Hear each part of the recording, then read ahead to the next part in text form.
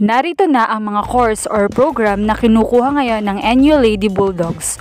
Kung hindi mo pa napapanood ang sa Ateneo Blue Eagles, ay ilalagay ko ang link sa description sa ibaba.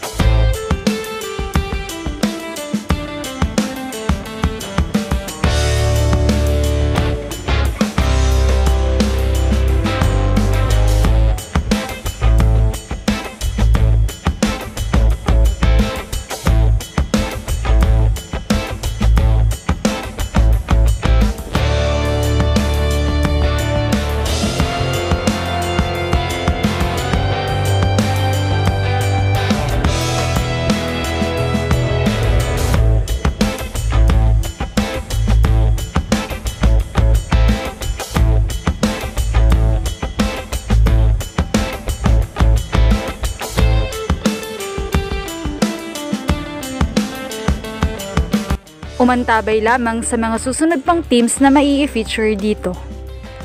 Thank you for watching and don't forget to subscribe.